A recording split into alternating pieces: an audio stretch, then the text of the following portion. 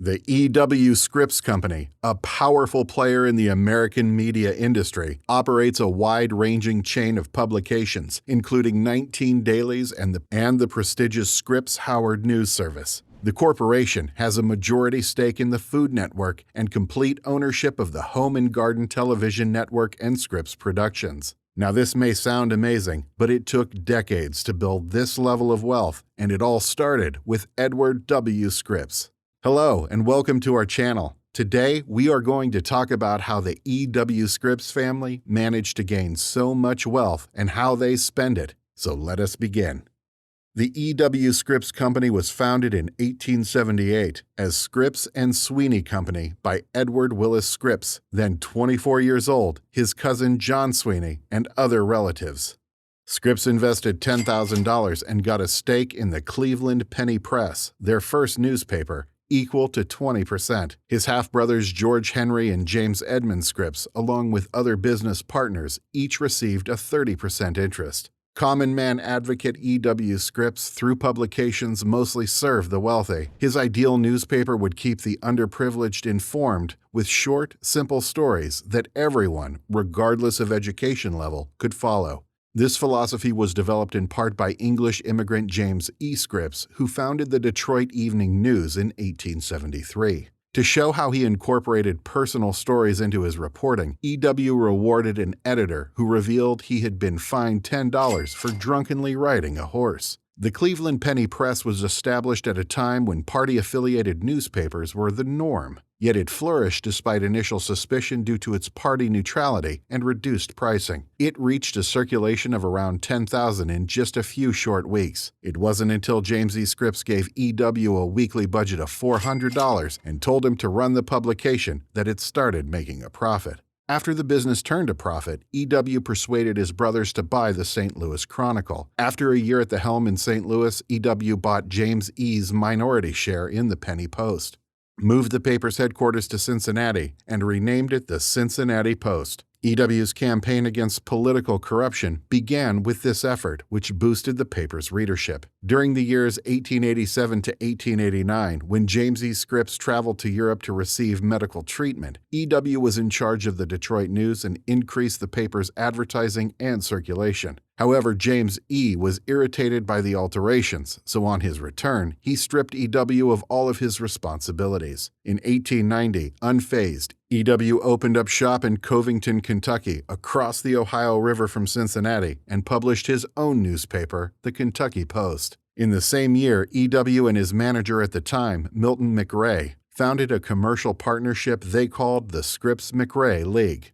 While Scripps set editorial policy and oversaw long-term planning, McRae handled day-to-day operations and took home a third of the earnings. In 1890, when things at the company settled down, Scripps began building a ranch on the outskirts of San Diego. George Scripps joined the Scripps-McRae League in 1894, giving the group a much larger share in the Cleveland Press. The company continued to grow in the late 1890s when it published the Akron Press and the Kansas City World. As E.W. Scripps grew his media conglomerate, he carefully picked up-and-coming communities to plant new newspapers in, spending as little as possible on infrastructure and equipment. He liked to hire young, driven editors and give them a minority stake in the newspapers in exchange for their hard work, which often resulted in the editors becoming very wealthy. While this was going on, since E.W. Scripps spent much of his time in California, McRae was able to exert undue influence over the newspaper's editorial policies, only to have them reversed by Scripps during his few trips east. At the same time, Scripps began publishing his own chain of newspapers on the West Coast outside of the Scripps-McRae League. This ranged from Seattle, Tacoma, and Spokane in Washington to Los Angeles, San Francisco, Fresno, Berkeley, and Oakland in California. When George Scripps passed away in 1900 and left his interests to E.W., the business landscape changed. James E. Scripps followed a lawsuit in response, and the two eventually settled out of court, with E.W. giving James E. all of his newspaper holdings outside of Detroit in exchange for James E. giving E.W. his Detroit newspaper shares. Scripps started the service known as the Newspaper Enterprise Association, or NEA, in 1902 so that newspapers could more easily share content, including cartoons, editorials, and feature articles on niche topics like sports and fashion. Scripps's chain benefited from the NEA because, for a small monthly price, it gained access to content that would have been out of reach otherwise. After initially limiting its services to Scripps properties only, the NEA eventually made them available to all newspapers. In 1906, Scripps underwent yet another period of rapid growth. Denver and Pueblo, Colorado, Evansville and Terre Haute, Indiana, Memphis and Nashville, Tennessee, Dallas, Texas, and Oklahoma were just some of the cities whose newspapers he purchased or founded. The company continued to expand after this. The post-World War II era was also highly profitable for them as well, with their sales growing from $50 million in 1940 to $140 million by 1952. After this, they started focusing on TV, and finally in 1988, the company made its first IPO and was featured on the NASDAQ. Well, nothing could hold them back from there, and today the family has a net worth of around $7.5 billion.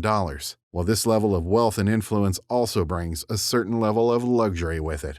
The Scripps family, famous for their lavish mansions, enjoyed life on a grand scale, befitting their illustrious commercial achievements. Their residences were more like vast mansions situated in the most prestigious areas of the country and surrounded by acres of immaculately landscaped grounds. Each of these places was a work of art that attested to the family's appreciation of fine design. However, the opulence wasn't just skin deep. These mansions' interiors were outfitted with the best luxury goods money could buy. Every detail reflected the sophisticated taste of the Scripps family, from the expensive artworks that adorned the walls to the large libraries filled with rare literature. The interiors were a testament to a time when art and culture were greatly prized, bearing the hallmarks of fine craftsmanship and elaborate detailing.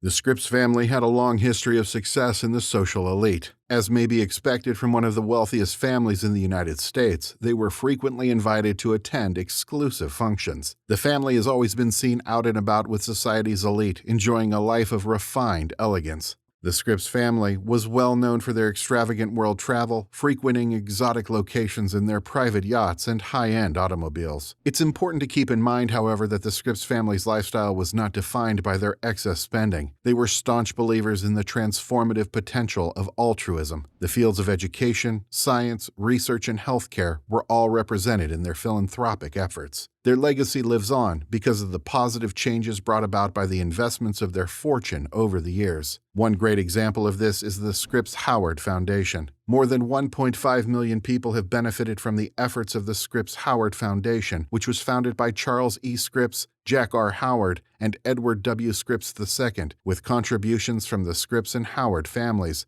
the E.W. Scripps Company, Scripps employees and retirees, and other donors. The Foundation's charitable efforts prioritized improving journalism and promoting early literacy in the communities the firm serves. The Scripps Howard School of Journalism and Communications at Hampton University in 2002, the E.W. Scripps Hall at Ohio University in 1984, and the naming of OU's School of Communication with a $15 million donation in 2006 all bear the name of the Scripps Howard Foundation. More recently, the Howard Centers for Investigative Journalism at Arizona State University and the University of Maryland were announced. So that is all the time we had today, folks. Hope you enjoyed this video. Do not forget to subscribe to our channel and do hit the bell icon on your way out. See you all next time.